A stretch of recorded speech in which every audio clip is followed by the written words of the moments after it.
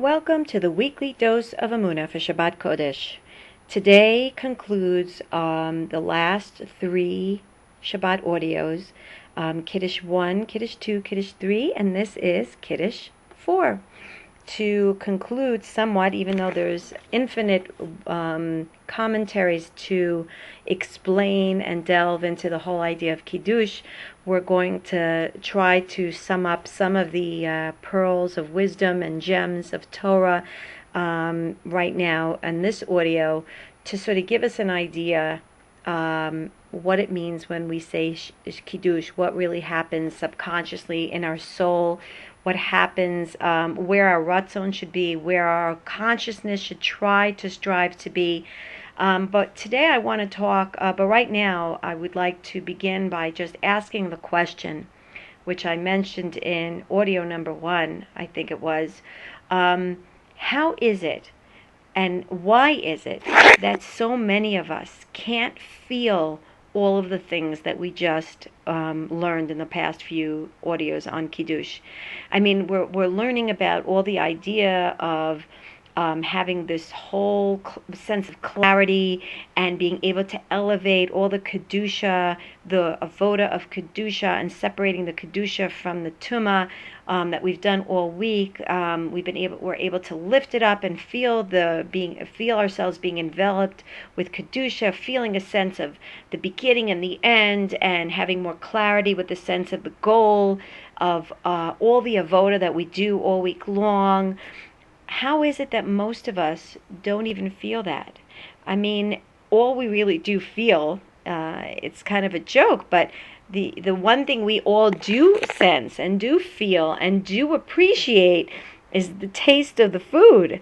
I mean, we all kind of feel that the food of Shabbat Kodesh has a different taste. But if you look really at the continuation of the Kiddush, sort of towards after we say Ve'achulu hashamayim ba'aretz, it's written, Im tashiv b'shabbat raglecha. In other words, in the Kiddush we say, Im tashiv b'shabbat raglecha, if you allow your legs to rest on Shabbat. What does that mean? V'la'asot chavtzecha b'yom kodeshi, to allow all of those items that you've done to become holy on Shabbat. In other words, it's not enough, which we all, Be'ezrat Hashem, try the best that we can. It's not enough to just make sure that we aren't chas v'shalom mechalelei Shabbat by accident, by chas v'shalom performing one of the lamed tet melachot, opening up a light or whatever have you. We certainly are all conscious and have, I'm sure, a ratzon to not want to, get involved with chas v'shalom those transgressions. But the idea is take it one step further. That our halichot, that our raglayim, that our legs shouldn't be holech. It shouldn't be walking in chol. It shouldn't be walking in mundaneness, meaning that my legs on Shabbat shouldn't take me to places of mundaneness. And if we understand it, the words are symbolic, but the meaning is that we shouldn't feel that we're walking in mundaneness. We shouldn't be talking about the mundane political world. We shouldn't be talking about the Olympics, certainly not on Shabbat. We shouldn't be talking about what we're going to buy and what we're going to do, and we shouldn't be wearing regular mundane clothes. We should set aside things that are specially kadosh for Shabbat.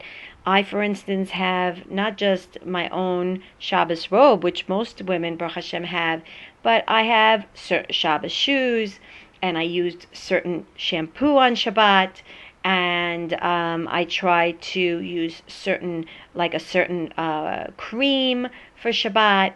To a lot, mamash, even the negelvassers that we have are especially for Shabbat, towels for Shabbat, everything as much as possible to separate the mundaneness and the regularity of the work week, and to stop ourselves and resist the idea of doing anything that reminds me of mundaneness and regular, so to speak, normalcy of the work week. So whatever we could possibly do to make sure that our feet, so to speak, we're walking in holiness. We're busy dealing with holiness. If it's what I say, if it's what I wear, it's what I touch, it's what I eat, it's everything that we do.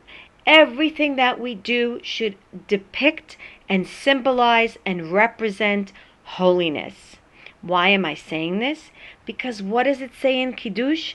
Listen to the condition. It says, Im tashi b'shabbat raglecha lasot chavtzecha b'yom kodshi.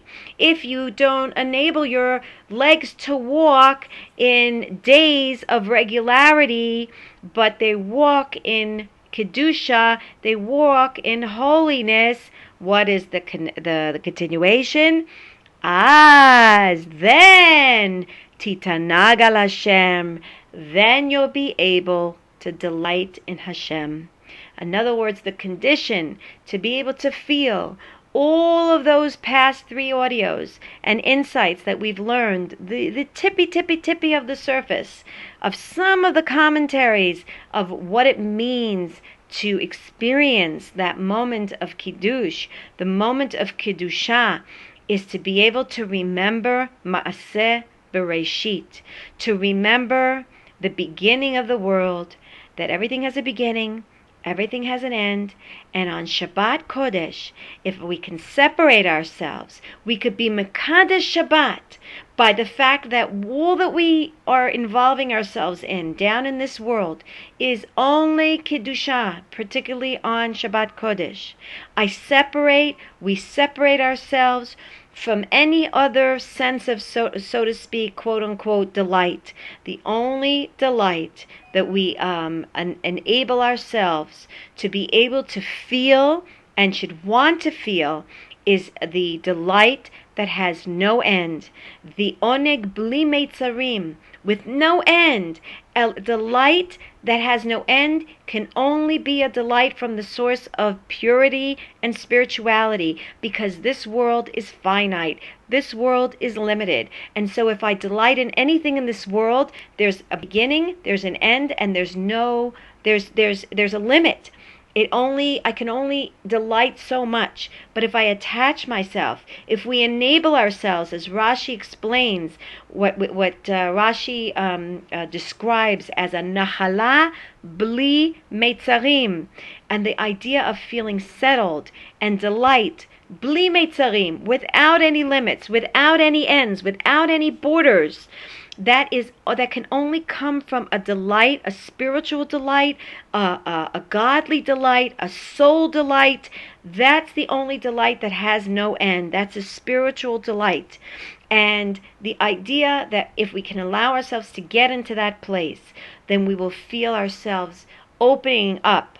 The vessel will be opened up. By next Shabbat, our vessel will be wider. It'll be able to absorb that much more divine light. But it can only happen on condition that, and I say this to myself foremost, before I teach Be'ezrat Hashem, I try to learn and apply it to my own life, is to be able to stop ourselves from thinking, talking, discussing, acting in any which way that reminds us of the mundaneness of this world. We are tasting and dipping in the Olam Haba on Shabbat, and so we should enable ourselves to feel the essence of the day by adhering to the condition. As titanag, then you will feel the delight. When? If we don't walk in the ways of mundaneness, if we don't allow ourselves to drag the everydayness into our Shabbat Kodesh, Be'ezrat Hashem, we will be able to, Be'ezrat Hashem, feel all that we learned in the past few audios, and then some, feel the closeness and intense relationship with Hashem that He so yearns to give and shower upon us. So let's make it a wonderful Shabbat Kodesh. Let's look at the Kiddush from different eyes and allow our heart to really be taken and drawn into the words of Kiddush. Have a wonderful, holy Shabbat Kodesh.